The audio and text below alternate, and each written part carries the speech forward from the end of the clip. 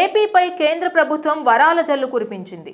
పలు పెండింగ్ అంశాలతో పాటు విభజన చట్టంలోని ఆవిష్కృత సమస్యలను కూడా సత్వరమే పరిష్కరించాలని నిర్ణయించింది. దీనిలో భాగంగా ఏపీ రాజధాని అమరావతి అలాగే తెలంగాణ రాజధాని హైదరాబాద్ మధ్య గ్రీన్ఫీల్డ్ ఎక్స్ప్రెస్ హైవే నిర్మాణానికి కేంద్ర హోంశాఖ పచ్చజెండా ఊపింది. అలాగే Tirupati to Katpadi railway line doubling పనులకు కేంద్ర కేబినెట్ ఆమోదం తెలిపింది. ఈ డబ్లింగ్ పనులకు 1332 కోట్ల రూపాయలను వెచ్చించనున్నట్లు తెలిపింది. మొత్తం 104 కిలోమీటర్ల మేర డబ్లింగ్ పనులు చేపట్టనున్నారు. ఇక Amaravati to Hyderabad greenfield express హైవేను వేగంగా పూర్తి చేయడంపై దృష్టి సారించిన కేంద్రం ఈ హైవే నిర్మాణానికి సమగ్ర ప్రాజెక్టు నివేదికను రూపొందించేందుకు సత్వరమే చర్యలు చేపట్టాలని కేంద్ర రహదారులు, ఉపరితల రవాణా శాఖకు కేంద్రం హోంశాఖ ఆదేశాలు జారీ చేసింది.